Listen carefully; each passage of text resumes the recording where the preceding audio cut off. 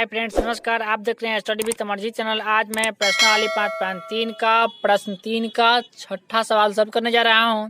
आपको दिया है a बराबर 2 और d बराबर 8 और SN बराबर 90। तो हमें n और AN ज्ञात करना है। हमें तीन चीज मालूम है, आइए हम इसे लिख लेते हैं। दिया है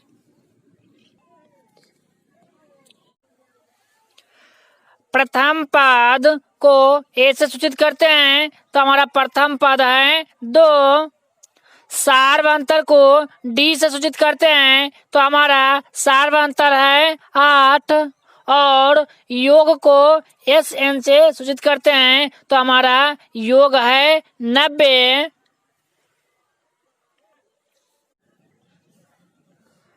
तो n और AN ज्ञात करना है। तो n का मान जो है वह हमें नहीं मालूम है और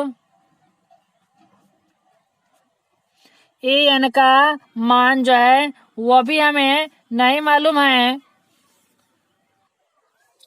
हमें तीन चीज मालूम है, A, D, SN, और हमें n मालूम करना है सबसे पहले। तो इसका सूत्र है SN बराबर n बटे 2 into 2a plus n minus 1 गुने d।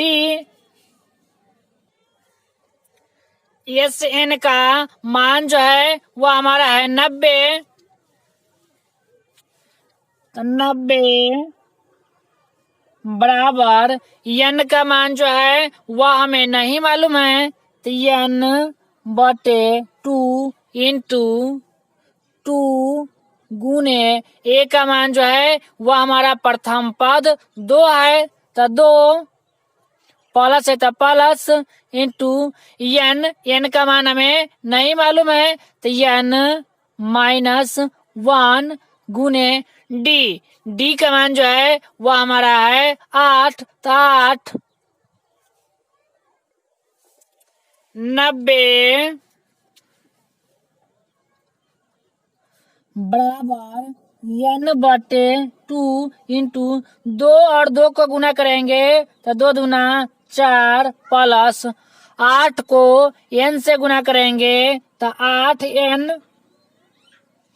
ये प्लस में है और ये -1 है, तो प्लस माइनस माइनस 8 को 1 से गुना करेंगे तो 8 होगा।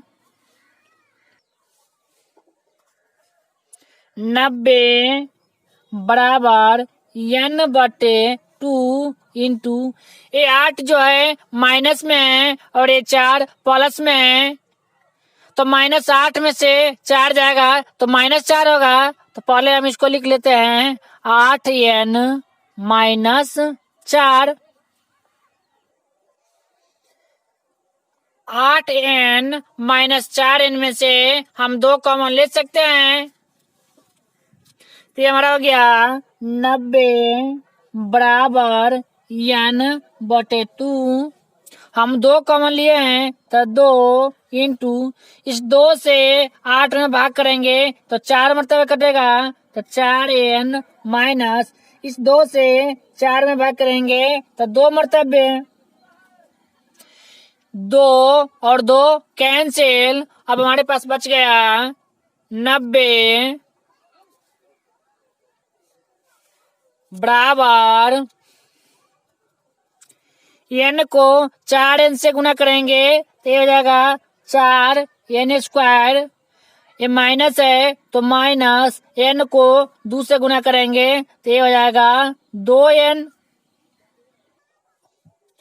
तो हम इसे द्विघात समीकरण के रूप में सजा लेते हैं।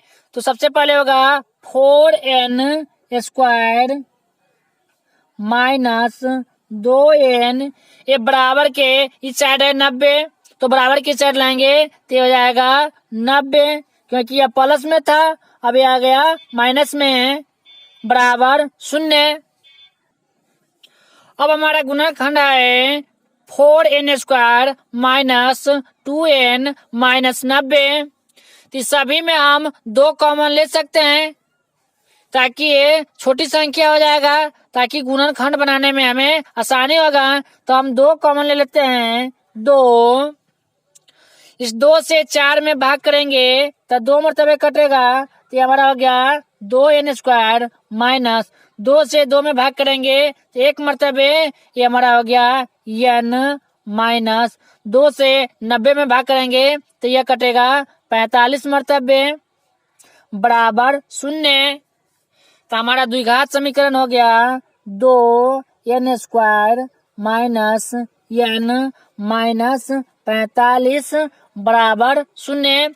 ये हमारा हो गया द्विघात समीकरण।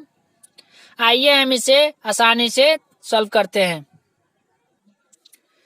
जब गुणनखंड करेंगे तो हमें सबसे पहले 45 और 2 का गुणा करना पड़ेगा। तो 45 दूना 90। तो आइए हम लिख लेते हैं 90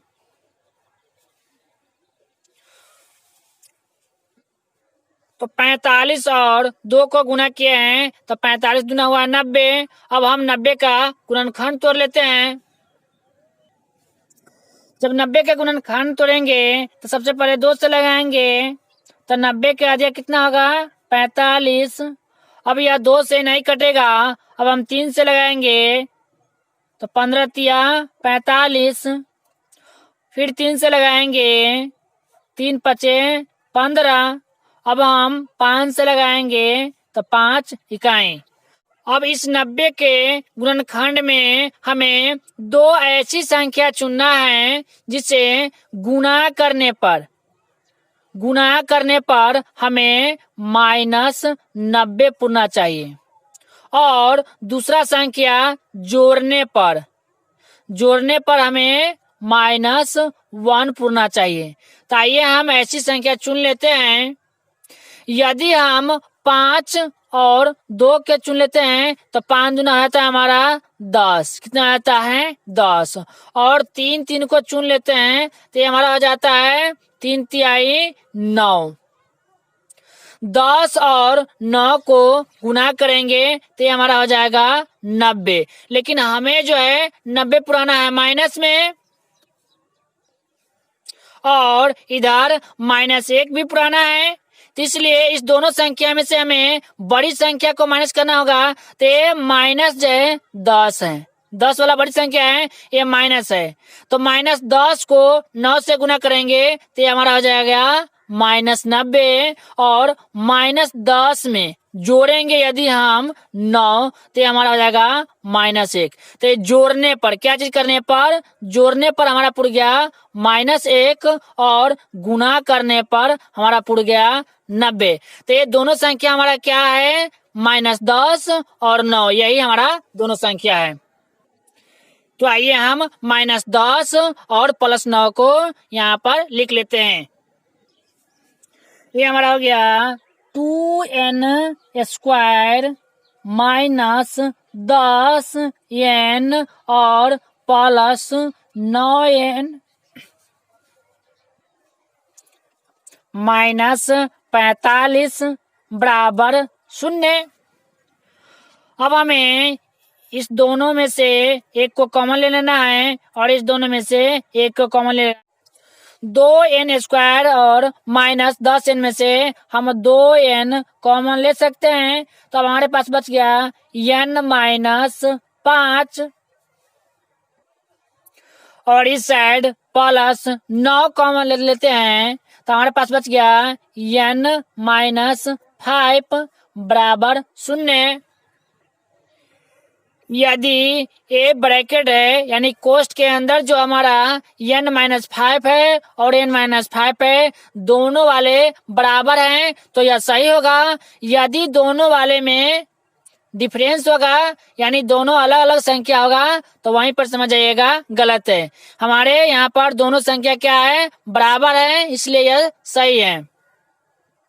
तो हमारा एक हो गया 2n + 9, 2n + 9, और एक हो गया n-5। इस दोनों में से किसी एक को हम पहले लिख सकते हैं। तो आइए हम इसका आप शून्य के निकाल लेते हैं। तो ये हमारा है 2n प्लस 9 बराबर शून्य, और इसका भी निकाल लेते हैं। ये हमारा है n माइनस 5 बराबर शून्य। तो ये हमारा हो जाएगा 2n बराबर में, या प्लस में 9 है तो बराबर में हो जाएगा 9, और ये है n बराबर में करेंगे तो या माइनस में 5 है तो प्लस में हो जाएगा इधर 5 बराबर की साइड। तो एक हमारा हो गया ये आंसर, और ये हमारा हो जाएगा n बराबर माइनस 9/2। तो ये हमारा हो गया ऋणात्मक में। तो माइनस 9/2 जो है यह हो गया ऋणात्मक में, और ये 5 जो है यह धनात्मक में है, यानी प्लस में है। तो हमारा n का मान जो है यही हो गया 5। अब हमारा सवाल कर रहा है an